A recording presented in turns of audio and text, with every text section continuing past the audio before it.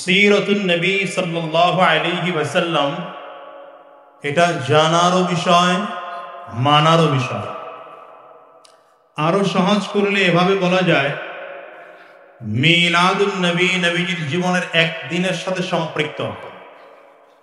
যদি বলি যে মিলাদুন নবী পালন করব, তাহলে নবীজি যেভাবে জন্মগ্রহণ করেছেন আমাকেও সেই পদ্ধতিতে জন্মগ্রহণ করা দরকার।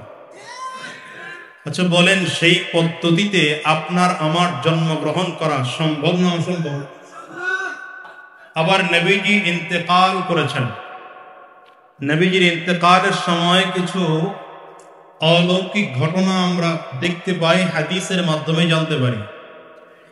যদি বলি যে নবীজির ইন্তেকাল পালন করব বা মৃত্যু বার্ষিকী পালন করব, তাহলে নবীজি যেভাবে ইন্তেকাল করেছেন আমাদেরও ঠিক সেইভাবে ইন্তেকাল করা দরকার, ঠিক কিনা? সেটা বাস্তব না, সম্ভব না অসম্ভব? কিন্তু সিরাতুন নবী কেমন? সিরাতুন নবী হলো নবীজির গোটা জিন্দেগি। নবীজি নামাজ পড়েছেন, কিভাবে পড়েছেন এটা সিরাতুন নবী। নবীজি রোজা রেখেছেন, কিভাবে রেখেছেন এটা সিরাতুন নবী। নবীজি যুদ্ধ করেছেন, কিভাবে যুদ্ধ করেছেন এটা সিরাতুন নবী। বলেন, নবীজি যেভাবে নামাজ পড়েছেন আমরাও চাইলে নবীজির মতো নামাজ পড়া সম্ভব না অসম্ভব? নবীজি যেভাবে রোজা রেখেছেন আমরাও চাইলে ঠিক সেইভাবে নবীজির মতো করে রোজা রাখা সম্ভব না অসম্ভব? তাহলে মিলাদুন নবী আর ওয়াফাতুন নবী পালন করা যায় না, পালন করা করতে হয় না, পালন করা সম্ভব না। সিরাতুন নবী পালন করতে হয়, পালন করা যায়। গোটা কোরআনে সিরাতুন নবী পালন করার আদেশ রয়েছে। এজন্য বলি যে মিলাদুন নবী আর ওয়াফাতুন নবী জানার বিষয়, মানার বিষয় নয়। কিন্তু সিরাতুন নবী জানারও বিষয়, মানারও বিষয়। মূলত গোটা কোরআনটা নবীজির সিরাত। কারণ নবীজির ইন্তেকালের পরে সাহাবায়ে কেরামদের জামাত আম্মা জান আয়েশা সিদ্দিকা রাদিয়াল্লাহু আনহার কাছে যখন গিয়ে প্রশ্ন করেছিলেন, কাইফা কানা খুলুকুন নবী সাল্লাল্লাহু আলাইহি ওয়াসাল্লাম, আম্মা জান নবীজির আখলাক কেমন ছিল, চরিত্র কেমন ছিল? আম্মা জানের উত্তর ছিল, কানা খুলুকুহুল কুরআন, নবীজির চরিত্রটাই কোরআন। উলামায়ে কেরাম এখানে আছেন, ছাত্র ভাইরাও এখানে আছেন। আম্মা জান যদি এভাবে উত্তর দিতেন, কানা খুলুকুহু কা খুলুকিল কুরআন, যদি আম্মা জান বলতেন নবীজির চরিত্র কোরআনের মতো, কথা খেয়াল করেন, কানা খুলুকুহু কা খুলুকিল কুরআন, আম্মা জান কি এই কথা বলেছেন? না, আম্মা জান বলেছেন কানা খুলুকুহুল কুরআন। কেন? কারণ হলো আমরা অনেকের শক্তি উদাহরণ দিতে গিয়ে বলি অমুকে বাঘের মতো। লোকটাকে আসলে বাঘ না শক্তির একটা চাপ্টার বোঝানো হয়েছে। যদি অনেকের তেজস্বী বক্তব্য শুনে বলি লোকটা সিংহের মতো গর্জন দিয়েছে, তার মানে কি লোকটা আসলেই স্টেজে উঠে সিংহের মতো গর্জন দিয়েছে না খুব জোরালো বক্তব্য দিয়েছে? যদি বলা হতো নবীজির চরিত্র কোরআনের মতো, তাহলে বোঝা যেত যে নবীজির চরিত্রের সাথে কোরআনের সাথে পুরোপুরি মিল নেই, কিছু কিছু মিল আছে, কিছু কিছু গ্যাপ আছে। আম্মা জান আয়েশা সিদ্দিকা রাদিয়াল্লাহু আনহা এমন এক কথা বলেছেন যেই কথার পরে আর প্রশ্ন থাকে না। আম্মা জান আয়েশা সিদ্দিকা রাদিয়াল্লাহু আনহা সোজা উত্তর করলেন, কানা খুলুকুহুল কুরআন। সাহাবায়ে কেরামদের প্রশ্নের জবাবে যখন আম্মা জান বললেন নবীজির চরিত্রই কোরআন, তার মানে আম্মা জান বুঝাইতে চাইলেন কোরআন যা, নবীজির গোটা জিন্দেগি তা। এজন্য বলি যে আল্লাহ তাআলা পৃথিবীতে দুই কোরআন পাঠিয়েছেন, এক হলো প্র্যাকটিক্যাল কোরআন, আরেক হলো থিওরিক্যাল কোরআন। আমাদের মাঝে যেটা প্রিন্ট করা কোরআন আছে 114 সূরাওয়ালা, 30 পারাওয়ালা, এটা হচ্ছে থিওরিক্যাল কোরআন। আর আপনার নবী সরওয়ারে দু আলম জনাবে মুহাম্মদুর রাসূলুল্লাহ সাল্লাল্লাহু আলাইহি ওয়াসাল্লাম থিওরিক্যাল নয়, বরঞ্চ প্র্যাকটিক্যাল কোরআন, ঠিক না? ওয়াফাতুন নবী একদিনের, মিলাদুন নবী একদিনের, তো সিরাতুন নবী হলো গোটা জিন্দেগির, রাহমাতুল লিল আলামিন। ওয়াহি প্রাপ্তির পরে আম্মাজান খাদিজা রাদিয়াল্লাহু আনহার কাছে এসে দ্বীনের দাওয়াত দিয়েছেন। এটা সিরাতুন নবীর অংশ। নবীজির ওই আম্মাজান খাদিজা রাদিয়াল্লাহু আনহার চাচাতো ভাই ওয়ারাকা বিন নওফালের কাছে গিয়েছেন। তিনি উত্তর দিয়েছেন, হাদান নামুসুল্লাযী নাযালা আলা মূসা। এটা সিরাতুন নবীর অংশ। নবীজি জবলে আবু কুবাইসের সামনে দাঁড়িয়ে দ্বীনের দাওয়াত দিয়েছেন গোটা মক্কাবাসীকে। এটা সিরাতুন নবীর অংশ। রাহমাতুল লিল আলামিনকে মক্কার শিয়াবে আবু তালিবের মধ্যে বন্দী করা হয়েছিল। এটা সিরাতুন নবীর অংশ। রাসূল আরবি সাল্লাল্লাহু আলাইহি ওয়াসাল্লাম কাবার চত্বরে সাজদায় ছিলেন। কাফির আর মুশরিকরা নবীজির মাথার উপরে উটের নাড়ি ভুড়ি, পচা নাড়ি ভুড়িগুলোকে ফেলেছিল। এটা সিরাতুন নবীর অংশ। নবীজি তায়েফের জমিনে দাওয়াত নিয়ে গিয়েছেন, মার খেয়েছেন, রক্তাক্ত হয়েছেন। এমনকি কাফির আর মুশরিকরা নবীকে এমন ভাবে পাথর মেরেছে, রাহমাতুল লিল আলামিন বেহুশ হয়ে জমিনে পড়ে গিয়েছেন।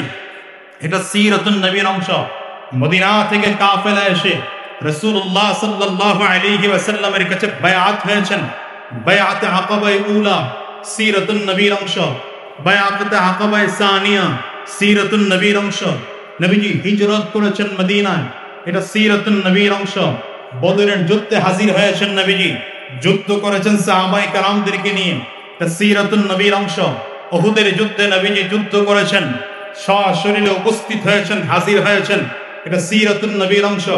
খন্দকের যুদ্ধে রাহমাতুল লিল আলামিন হাজির হয়েছেন, সিরাতুন নবীর অংশ। মক্কা বিজয় সিরাতুন নবীর অংশ। বায়াতুর রিদওয়ান সিরাতুন নবীর অংশ। সর্বশেষ রাসূল আরবি সাল্লাল্লাহু আলাইহি ওয়াসাল্লামের বিদায় হজের ভাষণ, এটাও নবীজির সিরাতের অংশ। গোটাটা রাহমাতুল লিল আলামিনের সিরাতের অংশ। সুতরাং সহজ ভাষায় বলবো, মিলাদুন নবী আর ওয়াফাতুন নবী জানার বিষয়, মানার বিষয় না। সিরাতুন নবী জানার বিষয়, মানার বিষয়। শুধু জানার আত্যন্তই শেষ নয়, বরঞ্চ গোটা পৃথিবীতে রাসূলুল্লাহ সাল্লাল্লাহু আলাইহি ওয়াসাল্লাম শিখিয়েছেন সিরাতুন নবী প্রতিষ্ঠার জন্য মেহনত করা, সিরাতুন নবী প্রতিষ্ঠার জন্য প্রয়োজনে রক্ত দেওয়া, সিরাতুন নবী প্রতিষ্ঠার জন্য প্রয়োজনে জীবন দেওয়া। সাহাবায়ে কেরাম রক্ত দিয়েছেন, জীবন দিয়েছেন সিরাতুন নবী তথা কোরআনকে জমিনে বাস্তবায়ন করার জন্য। সাহাবায়ে কেরামদের ইন্তেকালের পরে তাবিঈন, তাবে তাবিঈন, আইম্মে মুজতাহিদিন, উলামায়ে মুতাকাদ্দিমিন, উলামায়ে মুতাআখিরিন এক এক করে করে যুগের পরিবর্তনে দ্বীন এ জমিনে জিন্দা করার জন্য, কোরআন এ জমিনে কায়েম করার জন্য রাসূলুল্লাহ সাল্লাল্লাহু আলাইহি ওয়াসাল্লামের সিরাতকে জমিনে বাস্তবায়নের জন্য চেষ্টার ফিকির মেহনত করেছেন মুফতি ফজলুল হক আমিনী রাহমাতুল্লাহ আলাইহি। চেষ্টার ফিকির মেহনত করেছেন শাইখুল হাদিস আল্লামা আজিজুল হক রাহমাতুল্লাহ আলাইহি। সিরাতুন নবী বাস্তবায়নের জন্য ফিকির মেহনত করেছিলেন কুতুবুল আলম কালমানিক সৈয়দ ফজলুল করিম রাহমাতুল্লাহ আলাইহি। এই সিরাতুন নবী বাস্তবায়নের জন্য মেহনত করেছিলেন আল্লামা শাহ আহমদ শফি রাহমাতুল্লাহ আলাইহি। সিরাতুন নবী বাস্তবায়নের জন্য মেহনত করেছিলেন আল্লামা জুনাইদ বাবু নগরী রাহমাতুল্লাহ আলাইহি। আরে বন থেকে বড় বড় বাঘরা চলে গিয়েছেন, এখন বাঘের বাচ্চারাও সিরাতুন নবী দুনিয়াতে বাস্তবায়নের জন্য মেহনত করছেন। সিরাতুন নবী বাস্তবায়নের জন্য বর্তমান যুগের উলামায়ে কেরামরাও সিরাতুন নবী বাস্তবায়নের জন্য মেহনত করছেন। সিরাতুন নবী বাস্তবায়নের জন্য মেহনত করে যাচ্ছেন আল্লামা খালিদ সাইফুল্লাহ আইয়ুবী দামাত বারাকাতুহুম। সিরাতুন নবী বাস্তবায়নের জন্য মেহনত করে যাচ্ছেন মুফতি সাখাওয়াত হোসেন গাজী সাহেব দামাত বারাকাতুহুম। সিরাতুন নবী বাস্তবায়নের জন্য মেহনত করে যাচ্ছেন আল্লামা জুনাইদ আল হাবিব দামাত বারাকাতুহুম। সিরাতুন নবী বাস্তবায়নের জন্য মেহনত করে যাচ্ছেন এই যুগের উলামায়ে কেরাম। সিরাতুন নবী বাস্তবায়নের জন্য মেহনত করে যাচ্ছেন আল্লামা মামুনুল হক দামাত বারাকাতুহুম। সিরাতুন নবী বাস্তবায়নের জন্য মেহনত করে যাচ্ছেন শায়েখ চরমনাই মুফতি ফয়জুল করিম দামাত বারাকাতুহুম। আজকের এখানের ময়দানের আজকের এখানে গোটা আলেম সমাজের উপস্থিতি, বাংলাদেশের এমন কোনো আলোচক নেই আজকের এই ময়দানে উপস্থিত হন নাই। বাংলাদেশের ছাত্র জনতা, নবী প্রেমিক জনতা এখানে উপস্থিত হয়েছে দিলের একটাই তামান্না, সিরাতুন নবী বাস্তবায়ন করার জন্য। প্রিয় ভাইরা আমার, প্রিয় ভাইরা আমার, যুগের পরিবর্তনে আলহামদুলিল্লাহ আমার কাছে মনে হচ্ছে আমাদের এখন মাদানী জিন্দেগি চলছে। একটা সময় ছিল হয়তো ভয়ে কোনো কারণে আমাদের মধ্যে কথা বলার ধরন একরকম ছিল। আলহামদুলিল্লাহ যুগের পরিবর্তনে এখন কথা বলার পরিস্থিতি রব্বে কারীম তৈরি করে দিয়েছেন। ওলামায়ে কেরাম এক স্টেজে উপস্থিত হওয়ার পদ্ধতি তৈরি হয়েছে। আজকের যেই পদ্ধতিতে আল্লামা জুনায়েদ আল হাবিব বক্তব্য দেন, সেই স্টেজে আল্লামা মামুনুল হক বক্তব্য দেন, সেই স্টেজে আল্লামা মধুপুরী বিশ্বাবুজুর বক্তব্য দেন, সেই স্টেজে আল্লামা অলিপুরী বক্তব্য দেন, সেই স্টেজে শায়েখ চরমনায় বক্তব্য দেন। ভবিষ্যৎ দেখতে পাচ্ছি ওলামায়ে কেরাম যেমন করে এক হতে চলেছে, ইনশাআল্লাহ জাতীয় ঐক্য তৈরি হবে, জাতীয় ঐক্য তৈরি হবে। গাদ্দার তাবেদারকে রুখে দিয়ে বাংলার জমিনে কোরআনি শাসন কায়েম হবে। প্রিয় সম্মানিত ছাত্র ভাইরা, একই বাবার অনেক সন্তান, একই বাবার অনেক সন্তান, দায়িত্বের কারণে এক এক সন্তান এক এক দেশে থাকে, কিন্তু যখন বাবার সম্পদ রক্ষা করার প্রয়োজন হয় সমস্ত সন্তানেরা এক জায়গায় একত্রিত হয়ে যায়। আমরা আমাদের নবীর রুহানি সন্তান, আমরা আমাদের নবীর রুহানি সন্তান। কেউ খানকায় মেহনত করেছি, কেউ রাজনীতির ময়দানে মেহনত করেছি, কেউ মাদ্রাসায় মেহনত করেছি, কেউ মসজিদের খুতবার মেম্বরে মেহনত করেছি, ওয়াজের ময়দানে মেহনত করেছি। কিন্তু আজ যুগের পরিবর্তনে যখন পদ্ধতি এসেছে, যখন সময় এসেছে, আমরা প্রয়োজনে খানকার পাশাপাশি ইসলাম কায়েমের জন্য রাজপথে নামতে তৈয়ার আছি। ওই মসজিদের মেম্বার পাশাপাশি রাজপথে নামতে তৈয়ার আছি। ওয়াজের ময়দানের পাশাপাশি রাজপথেও নেমে আমরা দেখিয়ে দিয়েছি ইসলাম কায়েমের জন্য গোটা সমাজ এক হতে পারে, গোটা সমাজ এক হতে পারে। আজ দলের মত ঊর্ধ্বে চলে গিয়েছে, দলের ভেদাভেদ নেই, আজ মদের ভেদাভেদ নেই, কে কোন পীর সেটা এখন দেখার প্রয়োজন নেই। হক হয়েছে তো সে আমার ভাই, মাথার টুপিটা গোল না পাঁচকুল কি দেখার সুযোগ নেই, জালি না কিস্তি দেখার সুযোগ নেই।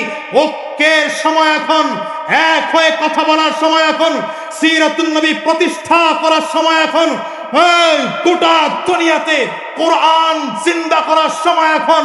আমি ছাত্র সমাজকে বলবো, ওলামায়ে কেরাম করে যেমন করে এক হচ্ছে, এমন করে এক হয়ে যদি ইসলাম কায়েমের জন্য নতুন আরেকটা ডাক দেয়, আর সেই ডাকের সাড়া দিতে গিয়ে যদি কোরআন রক্ষা করার জন্য আমাদের রক্ত দেওয়ার প্রয়োজন হয়, জীবন দেওয়ার প্রয়োজন হয়, জীবন দিতে কারা কারা তৈয়ার আছো?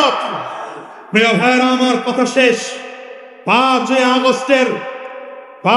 আগস্টের দিন দেখা গিয়েছে কারা খানকা লবিয়ার, কারা রাজপথে থেকেছে। ঠিক কিনা বলেন? দীর্ঘ 16 বছর স্বৈরাচারের নিপীড়ন নির্যাতন যারা সহ্য করতে পারি নাই, কিন্তু দেখা গেল 5 আগস্টের দিনও তারা খানকা ছেড়ে নামতে পারে নাই।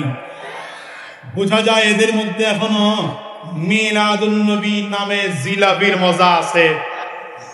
কিন্তু আলহামদুলিল্লাহ ওলামায়ে কেরাম 5 আগস্টের আগে পরে মিলিয়ে আগেও রাজপথে ছিল, এখনো রাজপথে থাকবে। সুতরাং আমি আজাদিও বলছি, আমরা ওলামায়ে কেরামদের কর্মসূচির দিকে তাকিয়ে আছি। কর্মসূচি আপনারা দেবেন। আমরা ছাত্র জনতা, এখন আর ছাত্র জনতা শুধু মাদ্রাসার নয়, এখন স্কুলের ছাত্র ভাইয়েরা আমাদের সাথে, কলেজের ছাত্র ভাইয়েরা আমাদের সাথে, ইউনিভার্সিটির ছাত্র ভাইয়েরা আমাদের সাথে, মাদ্রাসার ছাত্র ভাইয়েরা আমাদের সাথে। গোটা জাতি এক হয়েছে, বাংলাদেশকে পরিবর্তনের স্বপ্ন দেখছে। আজ পরিবর্তন করব, পরিবর্তন করব, পরিবর্তনের ছোঁয়াচ ধূপ খোলায় লেগেছে।